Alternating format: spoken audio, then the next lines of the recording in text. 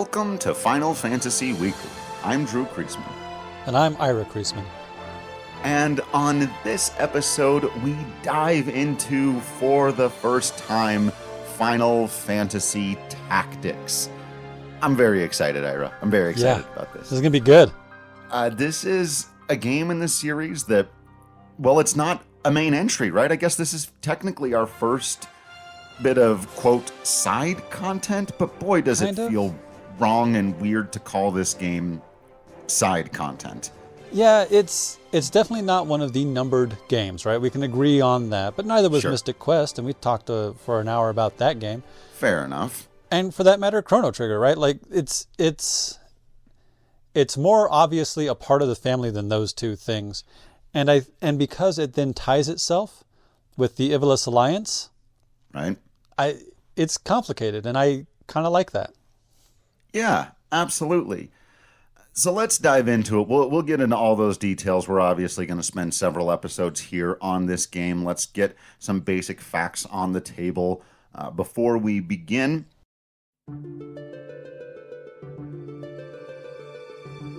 Final Fantasy Tactics was released in Japan in 1997, the same year as Final Fantasy VII. It was released in January of 1998 in the United States of America, and we got it shortly thereafter. It was produced by the father of Final Fantasy, Hironobu Sakaguchi, who did have a bit of an overseer role on the thing, but this really is the project and the baby of director Yasumi Matsuno, a name that we're saying for the first time on the podcast, but is a big part of the Final Fantasy lore and mythos, as Ira was just alluding to. He's basically the father of the Ivalice Alliance. He directed the Tactics Advance games, Final Fantasy XII, Vagrant Story, and the two games that preceded Final Fantasy Tactics that are really its inspiration, and that's Ogre Battle and Tactics Ogre, two games that you and I had actually played just we just happened to have played them before, not knowing that one day they would kind of merge with our favorite series. Yeah, and I remember really enjoying Ogre Battle. I don't remember a lot about it. Like I couldn't... Sometimes I do some of we do scripts for each other, or notes for ourselves, right? And sometimes I can do stuff off the top of my head for Final Fantasy just because I know the series real well. I could not do that for Ogre Battle. I remember playing it. I've got some images in my head, but I could not do this podcast about those games, you know? Right, totally. And that's always been one of the things, we have to say, hey, why are we covering maybe this? Again, we'll use the word side project and not that one. Well, sometimes it's just we're way more familiar with it than the others. And, we did play both Ogre Battle and Tactics Ogre. And like you, I remember playing them. I remember their battle mechanics. Sure. I remember some of the classes, too. Like, there was a Doll Mage in Ogre Battle, like the March of the Black Queen, right? And there were some classes or units were put you on the evil side, and you'd be vampires and werewolves, and some put you on the good side, and there were birdmen and mermaids, and some of them were neutral. And and you'd have like cards and stuff. Yeah. And the battles would play out automatically in Ogre Battle. It was a really interesting system, and I'd love to see it remastered or modernized in some way and to revisit it, because as we've said, we don't remember it especially well. But the director of those games, Yasumi Matsuno, got the opportunity because of them to do a Final Fantasy game sort of in that vein, and that is what Tactics is. That was the idea behind it from the get-go. Now, the battle design is by Hiroyuki Ito, which is really fascinating because he very clearly took what Matsuno had already done in Tactics Ogre and simply modified it, but Hiroyuki Ito has quite the resume for battle systems, man. Everything from inventing active time battle in Final Fantasy IV to the job and class system in Final Fantasy V to now basically taking those ideas and applying them to a tactical RPG. The battle system, of course, is way different than all of the other Final Fantasy games. It's something we'll talk about throughout. But yeah, man, Hiroyuki Ito doing it again. And the last two bits of production note are very important, of course, as we always do with the other games. The art is by Hiroshi Minagawa, and the music is by Hitoshi Sakamoto. And like with Matsuno, these are the people that make up the Ivalice Alliance, the same way that, these first several Final Fantasy games, it's Sakaguchi, Amano, and Uematsu. This game has, and so does 12 and Tactics Advance and Vagrant Story. They all take this group of primary creators with them. And so the art and the music that make up the world of Ivalice are consistent and also really, really freaking good.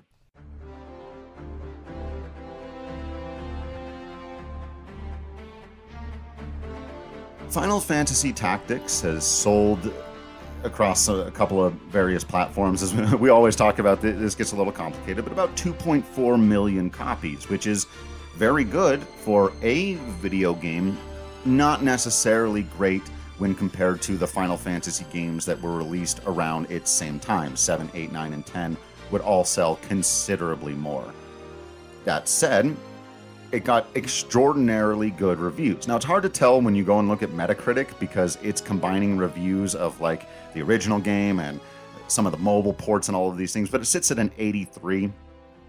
There was general consensus on criticism about bad localization in the original game. The script was poor. It was poorly written, and I'll talk about a couple examples of it, but sure.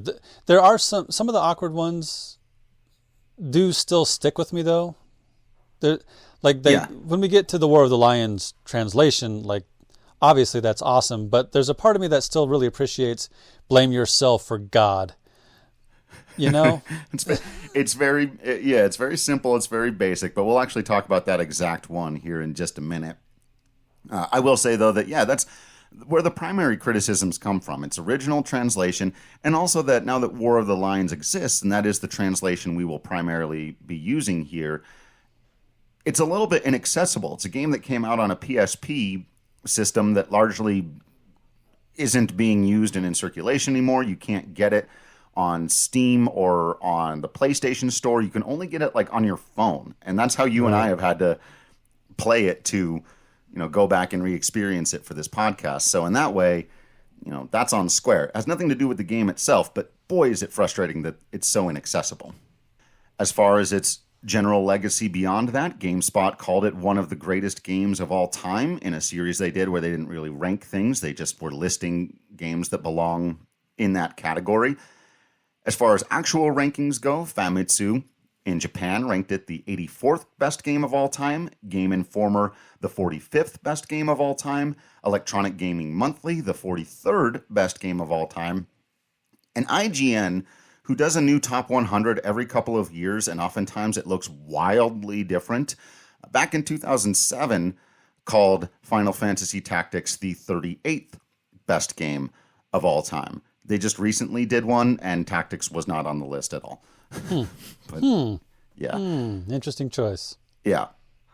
So there is pretty universal consensus that the game itself is quite good. The story is good, the characters are good, the battle system is good, the art, the music, all of those things are good. But it doesn't quite have the legacy that a lot of these other Final Fantasies do, though I will say it's a very common hipster pick, for people that are really into the seriousness and the political machinations as well, to say that this is actually the best Final Fantasy that has ever been made. Okay, all right. I feel like it's... I kind of made this same comment when we were talking about Chrono Trigger.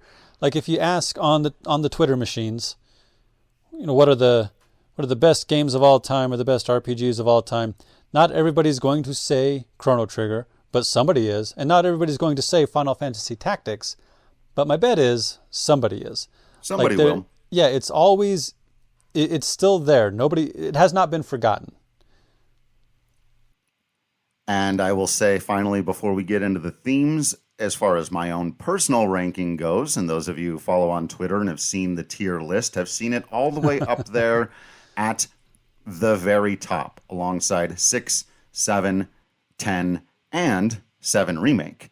Tactics, to me, is up there with the best of Final Fantasy, and so that's another reason why I'm really excited to jump back into it and talk about it, because a lot of people, and I would assume even a lot of people listening, haven't gotten the chance to play this one.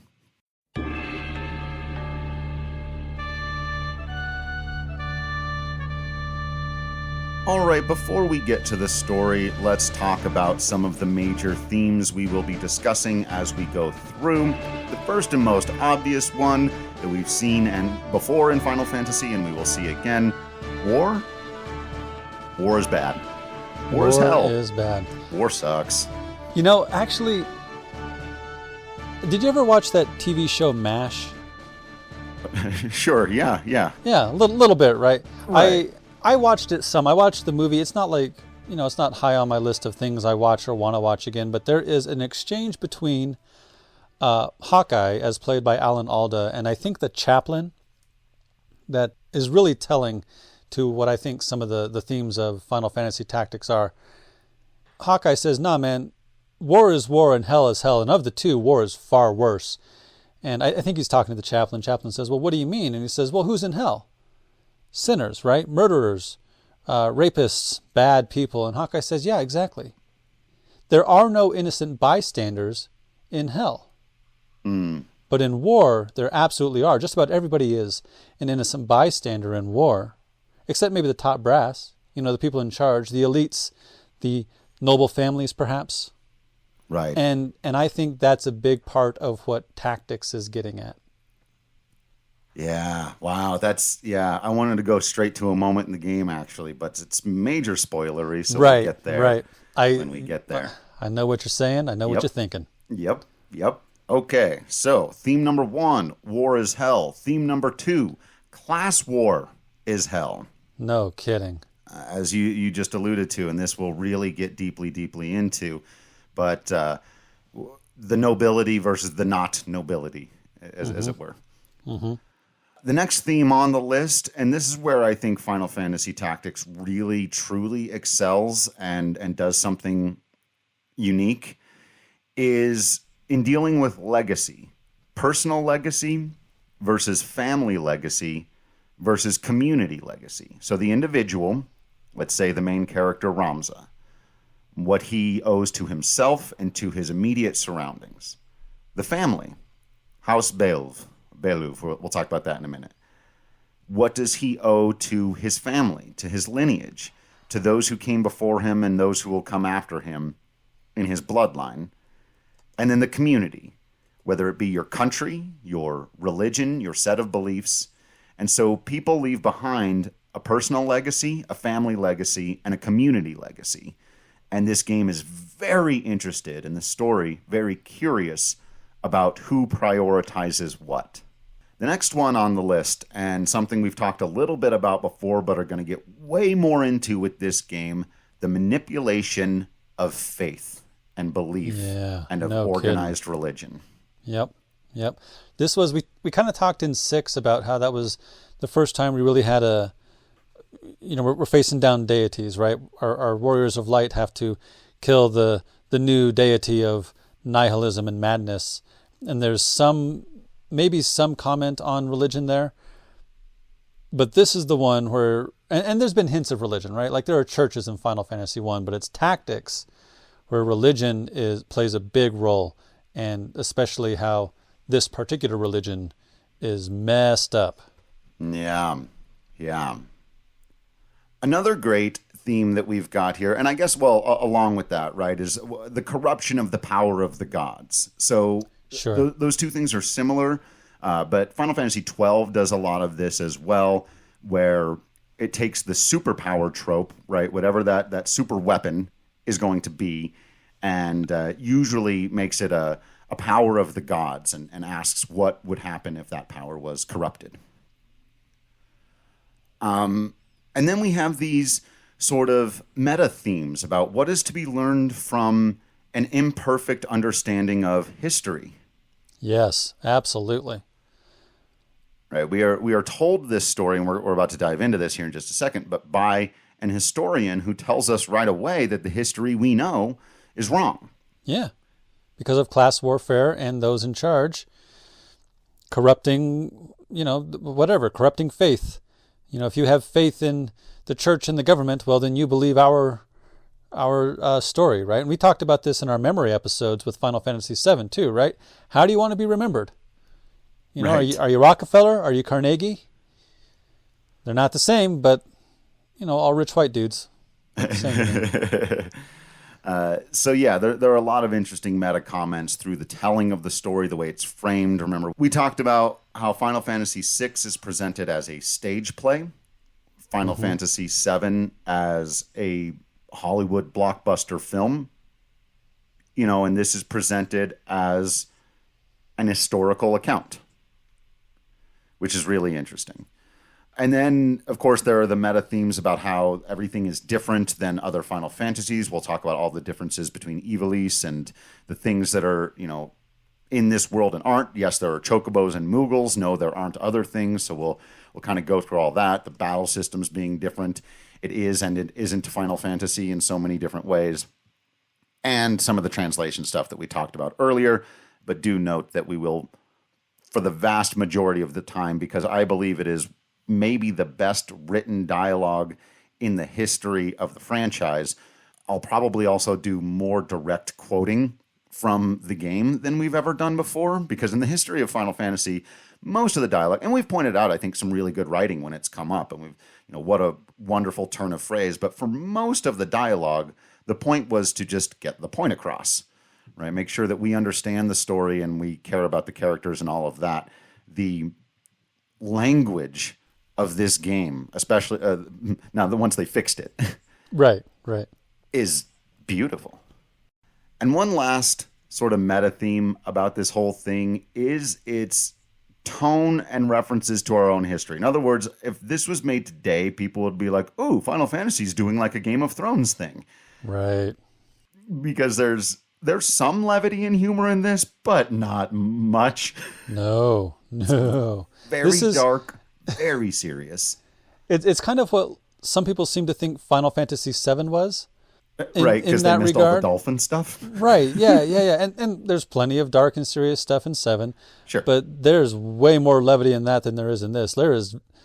It's not a place for cracking jokes. Lots of murder, lots of backstabbing, lots of, people living in the mud and the filth, and the haves have and the have-nots are sharpening their guillotines, right? Like it is, nobody wins. There are very few good guys, and the good guys there are exiled or executed. It's spoilers, I guess, but yeah, it does not end well for most people.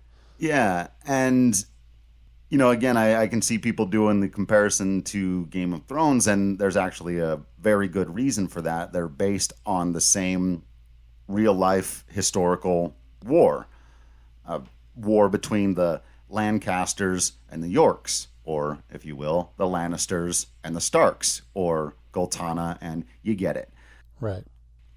Ramza as the bastard son of a noble house known for producing great warriors. It's Jon Snow, but better written and more interesting and with a more satisfying character arc, I would argue.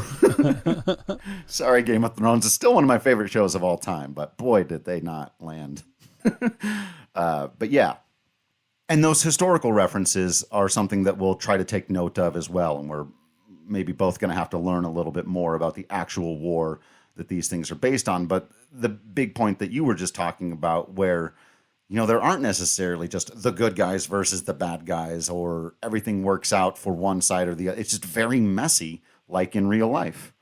Yeah, it's very easy in Final Fantasies 1 through 7 to say, we're the good guys, we're the light warriors. And we are. But are there light warriors in Final Fantasy Tactics? I don't know, man. Not a lot of light anything in the...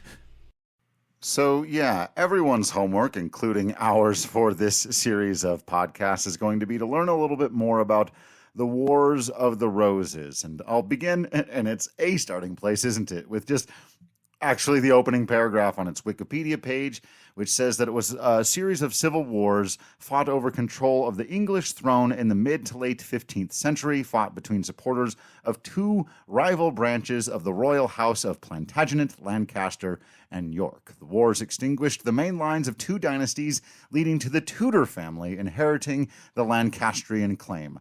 Following the war, the houses of Tudor and York were united, creating a new royal dynasty, thereby resolving the rival claims. And it also came immediately in the wake of the 100 Years' War, which parallels in this story of Final Fantasy Tactics, the 50 Years' War.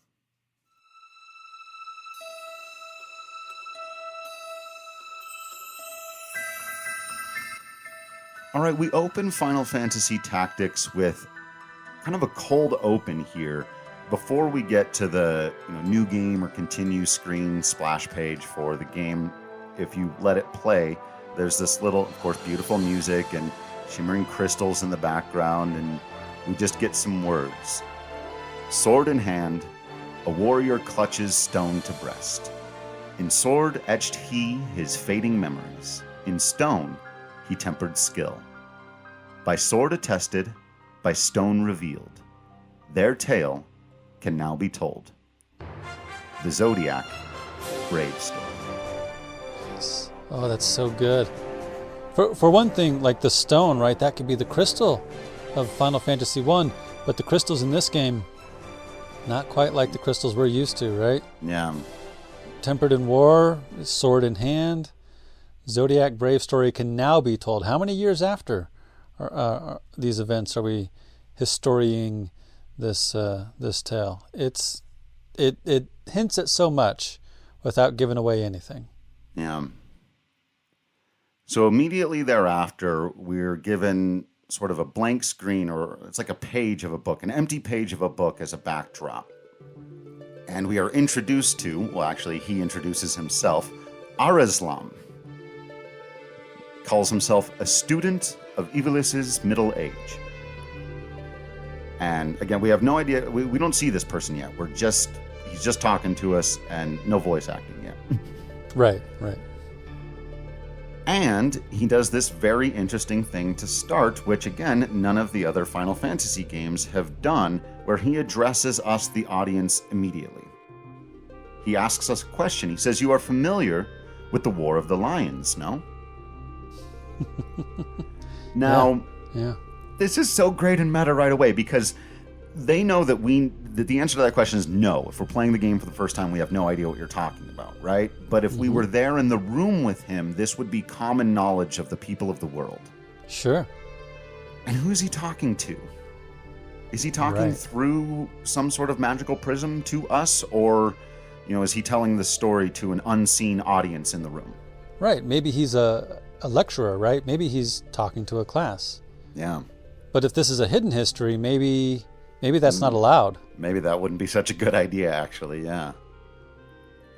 So whether we do or do not answer, that we're familiar with the war, he gives us a little bit. He says, "It's a bitter war of succession that rent the land of Ivalice in two." I love it when they rent. Again, the language is just going to be... Here we find first mention of Delita Hyrule, our first named character, other than Arislam, I suppose. So that Delita is the first person that comes up, I think, is fascinating. Right, because in the history, in the story of how it's told. Right. So he says, "This was a hithertofore unknown young man, the hero who would draw the curtain of this dark act of our history." He says his heroism is of great renown, but is a mere fragment of the truth. So here we're getting we all know history, except the history we know isn't right. Exactly. He continues, "The youngest of House Baelv." Now, I've changed how I pronounce that, because my understanding is that it was supposed to be a reference to Beowulf. Oh, no kidding. I think we pronounced it Beowulf. Yeah, I think some of the spelling got swapped around a little bit. Yeah, I'll do my best to pronounce it. Beowulf, right? Beowulf? Yeah. I don't know. I think that is technically canon, but like we've said a lot of times with these, and especially with names and accents and things, there are going to be multiple pronunciations. But Right. And there will be a Beowulf later. Like there's a... Right. Beowulf is in the game, in the story. So, but the youngest of House Baelv, long famed for producing leaders of knights and men. So, Stark. Mm-hmm. There is no official record of the role he played on history's stage. According to the Dry papers... Who Dry? So good. Oh, man. All of this means stuff. This is so good. Anyway, yeah, it's going to take us forever to get through this.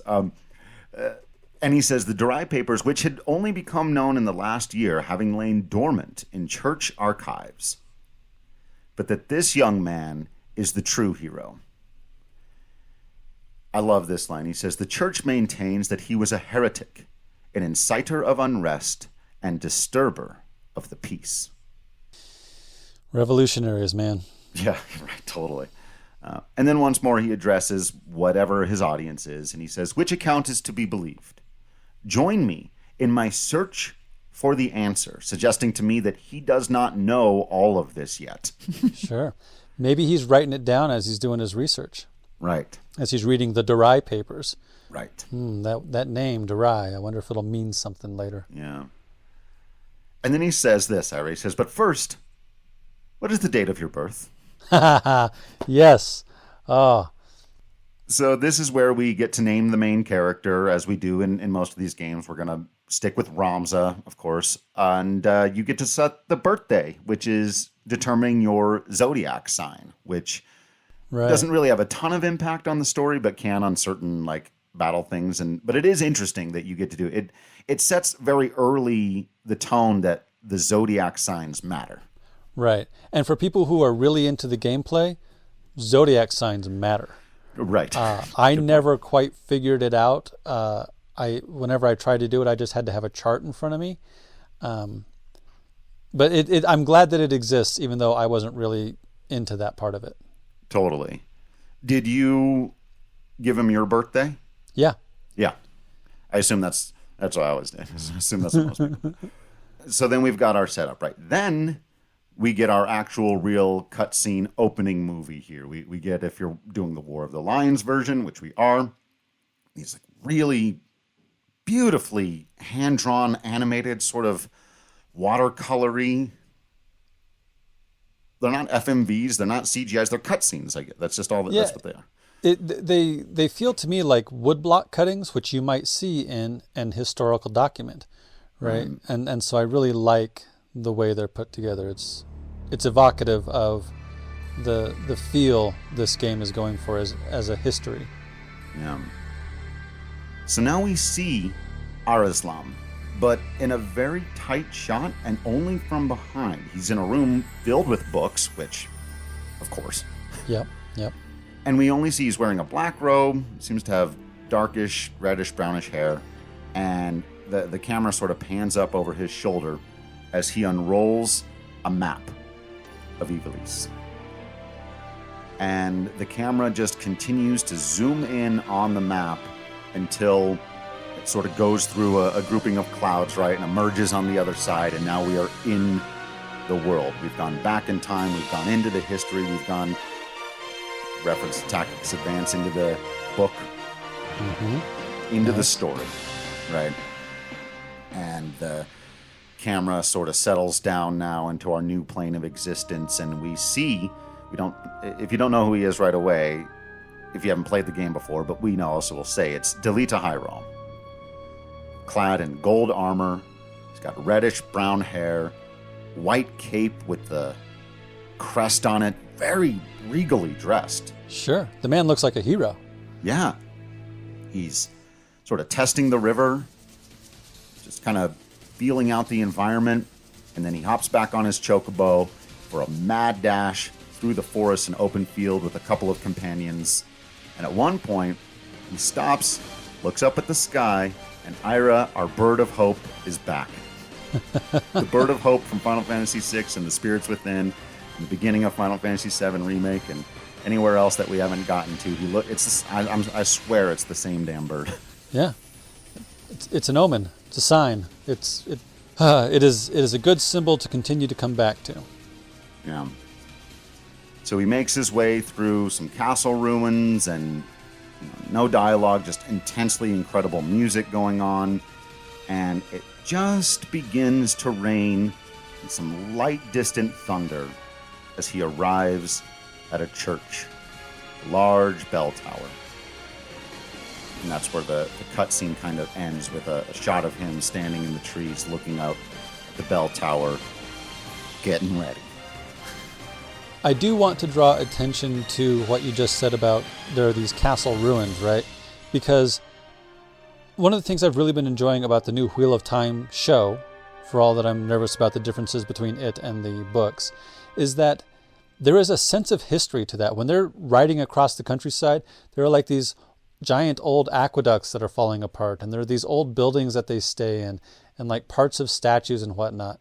And I think this alludes to that to some degree, because as we will find out here in a while, like this nation, which is on the brink of war, just got done with another war, right? There is a lot of history here, and you can say a lot of that without saying anything when you just show the ruins of a bunch of castles, in an overgrown forest. Yeah. It's such a phenomenal intro. Anyone who listened to our top 10 intros list heard the pain in our voices when this couldn't make it into the top 10, because it's just such a great way of pulling you into a story. And it's technically not over yet, because now we are going to be rapid fire and in incredible fashion, again, with the new translation, introduced to a bunch of characters and a bunch of ideas. Like, hold on to your hats, because we're going to have to stop every couple lines of dialogue. We are now inside the church, and we see in the way that old RPGs could introduce what a character's name was just because their name would be at the beginning of whatever they said. So you don't have to say, I, Ramza Bialu. He's just, right. His name is there, so you know. Totally. So the first line of spoken dialogue inside the world, so from a character of the story and not just the historian speaking to us, comes from a young woman named Ovilia. And she is clearly praying to her God and says, "Oh, Father, abandon not your wayward children of Ivalice." And she's asking forgiveness and being very wholesome about it. Yeah. Makes it easy to be on her side. Right? Yeah. Because showing that kind of genuine piety, for all that I'm not a religious person at all, a genuine piety, a genuine wanting to believe in and worship a being of goodness is a good way to get the audience on your side. And that she's praying for everyone. She's not praying to win the war or, the football game. Right. There's no strike down my enemies. It's, right. Please don't abandon us, even though we have done bad things. Totally, right? And then we are introduced to an older woman, not older, but older than Ovilia. I have no idea actually what age she's supposed to be. I can look up all this stuff, and we can do this next episode a little bit when we have time to slow down. But the game doesn't give us that introduction, so we're just introduced to Agrias? I've been saying Agrias for about 20 years now. I might not be able to not say it that way. Yeah, I think, again, that's one of those ones that may have been changed around a little bit, or maybe we always said, I look at the name now, and I'm pretty sure it's supposed to be Agrias, but okay, whatever. Super badass holy knight, as we will come to learn. For now, we immediately see that she is in charge of protecting the princess. She comes in, she's doing the looking around everywhere. We got to get out of here. I get that what you're doing is important to you, but she's clearly in a panic. She does we've got to go. There's an elderly priest there as well, and he agrees. Like, all right, princess, time for you to go. Enter the mercenaries. Yeah, isn't that a thing? Is just, yeah. Yeah, because it's not Terra being pursued by the Empire, right? It's not Bart's going on an adventure with his buddy Boko. It's not the Paladin and the Dragoon getting kicked out of the castle. It is a little bit Cloud. A little bit. Doing what he does for the money. But in this case, this is a tough world, and you got to do what you got to do. And these guys are definitely mercenaries, some more sympathetic than others. So we see 3 of them, I would imagine, in a remake or reimagining, or if you were doing this as a television show, you'd probably have a few more. But there's really 2 characters here that are of interest, and that is Gafgarian, the Dark Knight, clad in dark brownish, reddish armor, mostly from head to toe, though he's got a little flap on his helmet that opens up so that you can see his grizzled, angry face. With big old white mustaches. Yeah. And Ramza, who is our main character, blonde hair, purple shirt. Sure, yeah. Kind of nondescript at this point, but other than the spiky blonde hair, a clear indication that he is a Final Fantasy hero. Sure, yeah. And so Gafgarian is loudly being incredibly obnoxious, complains that they've been waiting for the better part of an hour. Oh no, not an hour. Not an hour. Agrias, she's not having it. They get immediately into the first of what will be at least 100 remarkable wars of words in this game. This should be called Final Fantasy Tactics, the War of Words. Like, if we've talked about professional wrestling every once in a while here, like when professional wrestlers cut promos on each other and they go back and forth about all the different ways they're going to beat the crap out of each other. This is like the absolute highest end of that concept, basically. Can you imagine a pro wrestler, a Hulk Hogan? You cur! You forget yourself, sir. Which is what she says. She says, you forget yourself, sir. You're in the presence of the princess. And he says, oh, mayhap bowed heads would less offend. And then he says, you shouldn't waste your time on such idle pleasantries, clearly mocking them. And Ramza and the other mercenary actually do get down on their knees once they realize it's the princess. And Gafgarian just sort of bows his head slightly and then makes fun of everybody for doing it. Right. And Agrias responds, I see even the noble order of the northern sky cannot rid itself of vulgar knaves. Well, yeah, Agrias, it's war. You know what? Yeah. And really, like, for all that Gafgarian is an ass, he's not entirely wrong.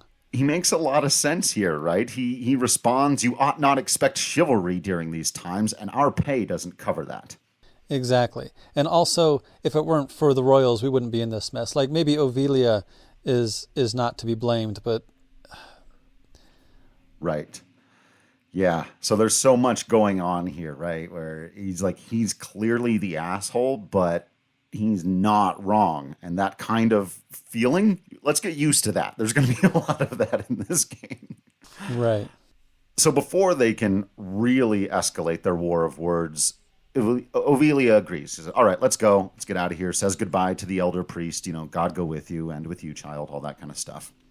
And another soldier bursts into the room and says, the enemy is upon us. And this is when finally Gafgarian turns to Ramza and says, hey, you ready for this? You better be ready for this. And Ramza gets his first line of dialogue in the story saying, of course, it's what I signed up for. I'm just another sellsword. Yeah, just another sellsword. Man, not really, though. Yeah, right. It's sort of, again, it's kind of Jon Snow saying, well, I'm just the bastard who has to wait outside, Like, I just do this now. It's like, well, we'll see how long that lasts, buddy. So our party goes outside and are perplexed, to say the least, at the army the small army, really it's a squadron really that they're being attacked by here at the church, and they bear the crest of the Black Lion, says Agrias. Does Duke Goltana mean to start a war? Yes is the answer. Yes he does. Yeah. So of course they have a standard villain ask here. They show up, give us the princess. Okay, right. We get what this is. We've played video games before. Protect the princess. Got it. We've played Final Fantasy before. Jack Garland, possibly Jack Garland, Yeah. The best swordsman in all of Cornelia, kidnapped the princess. Yeah. We've done this before. Yeah. So at this point, we get our first battle of the game. We get some dialogue again. Agrias and Gafgarian are not done screaming at each other and won't be for quite some time. But again, we have another exchange that I absolutely love when they're beginning the battle. And they're fighting on the same side. Right. And Gafgarian essentially, yells out the command to his mercenaries, kill all these bastards. Yeah. And Agrias says, we don't need to do all that. That's absolutely absurd, sir. She says, we only need put them to rout. And Gafgarian replies, I find dead men rout more easily. Yeah, again, not wrong. There's a certain amount of, I'm never going to be in favor of violence for solving problems, especially when it comes to war, and the people who are dying are really the poor and the peasants and whatnot. But at the same time, like, I his position is practical. It is understandable. Yeah. It sucks, and it's not one I could ever find myself holding, but I absolutely understand why somebody in this situation would have it. Right. So after the battle is won, we get another cutscene with the prettier graphics and the pretty artwork that we were talking about earlier. And we're back inside the church. We hear first Ovelia screaming, "Unhand me!" And then we see our friend. Well, we'll get to that. We'll define that word in a bunch of different ways throughout this story. But we see Delita clearly kidnapping the princess. And at this point, remember the storm that arrived when he did? It is now pouring rain. Just the sky has opened up. The most rain you've ever seen in your life on these cobblestone church steps and out in this secluded place, right?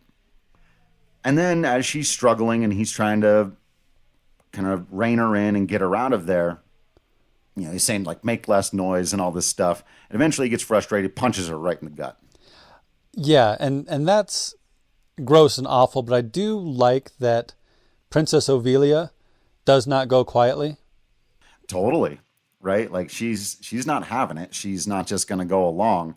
But you do also get the sense here that, like, I don't know, there's also something unusual about the way that Delita is kidnapping her. He's certainly not being as ruthless as he could be.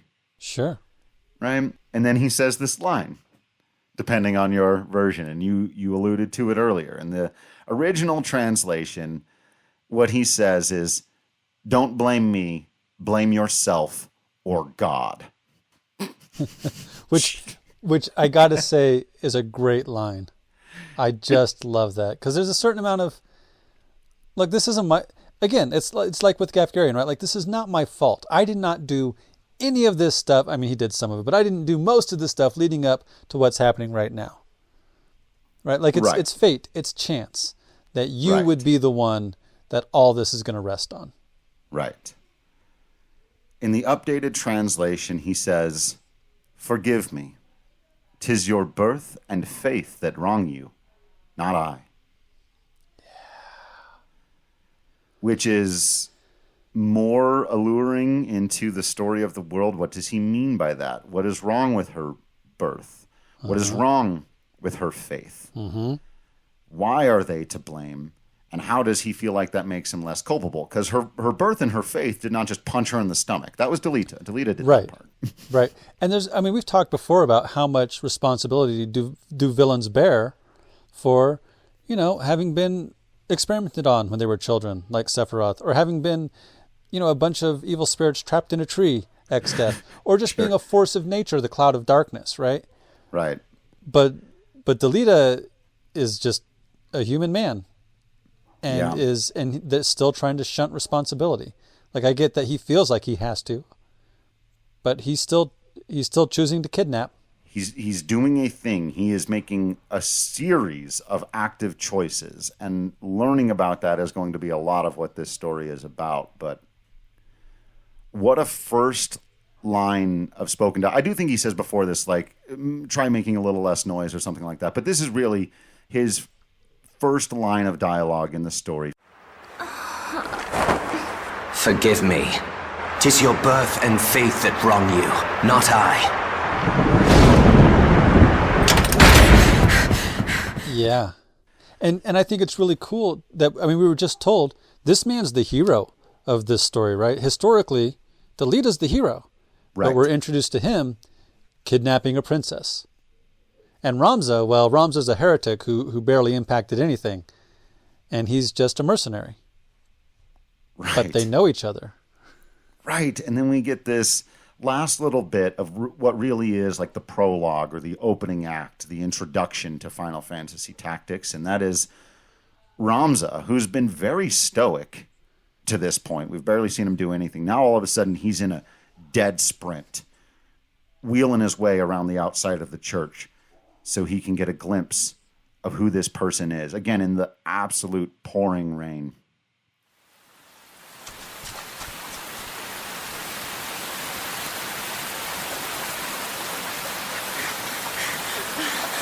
That cannot be!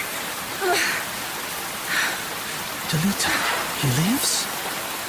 But why does he fight under the banner of Duke Cortana?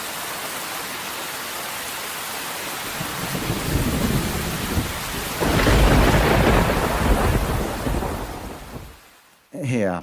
Yeah, that is an excellent question. We barely even know why. Yeah. We have, and like I said, we got rapid fire introduced there to Delita, Gafgarian, Agrias, Ovelia, Ramza. Did I leave him out? I left out the main character. Right. And a lot of the church stuff, the oddness of her birth, all of these things laid out in front of us. The war between the lions, as it were. And yeah, this stuff is all so remarkable. And then, Ira, after all that setup, and maybe we feel like we've got a little bit of our bearings underneath us, screen goes black, and we get a flashback from well before all of the events of this. Right. Right.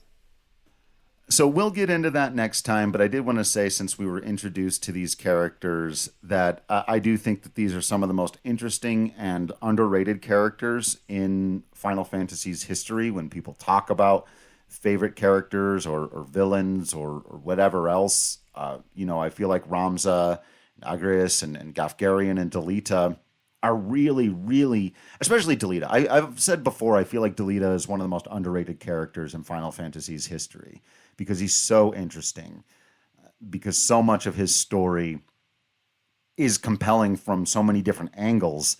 And the same, I think, is true of Ramza. And I'm excited to, remember more of, especially the middle. We were talking before about like our memories of some of these older games, and I have clear recollections of the beginning and ends of this story and of this game and of this experience. Excited to flesh out kind of the middle parts again upon replay. Yeah. Yeah. I'm excited to discuss with you what the ending means. Yeah, I know. I almost want to get straight there. I know. But you can't get there. We cannot talk about it until we have the whole setup, because that's the point, right? Right. I feel like in a similar way to Final Fantasy X, that this story almost had to have been written backwards. Right. It's basically a long way around to, well, I mean, I can't even say it, right? Right. Well, we'll have to get there. Because it's such a small, quiet scene right there at the end. Yeah, and there's two different versions of it, which can vary your interpretation.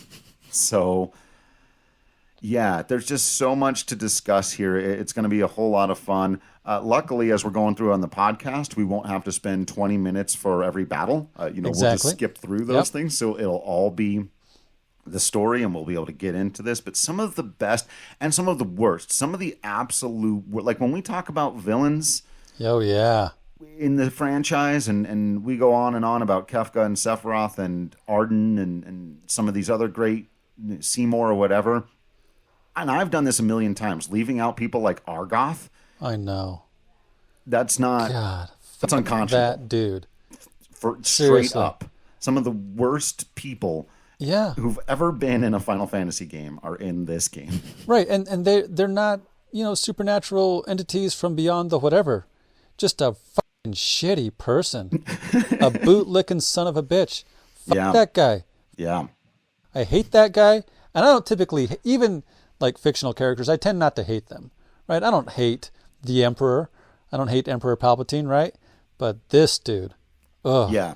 One of the absolute worst. We haven't, so we'll meet him next time, maybe.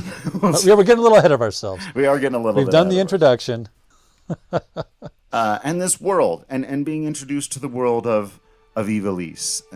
Again, just that it has its own special magic about it, and I can't even quite place my finger on what it is. These alternative histories, but it doesn't feel like the Middle Ages from Lord of the Rings or from other Final Fantasy games or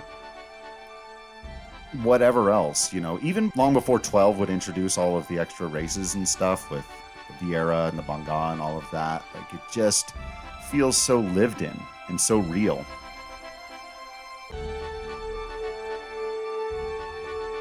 That's it for this episode. Thanks for listening, and thank you to everyone who's reached out to us. Feel free to let us know what we missed, got wrong, or should have mentioned by emailing us at finalfantasyweekly@gmail.com or checking us out on Twitter at FFWeeklyPod. Also, don't forget to swing by the Patreon page, patreon.com/FFWeekly, and also patreon.com/DC Productions for more Final Fantasy stuff, including written content, top 10 lists, other video game chat, talking about the DCEU and the MCU and Star Wars, going through Book of Boba Fett right now, all kinds of fun, exciting, nerdy stuff. The Wheel of Time, The Witcher. If any of those things interest you, then you might find some fun times and also get to be a part of our completely non-toxic Discord channel where people are chatting about these things in a positive, community-building way all the time. So if you're interested, swing by patreon.com/DC Productions.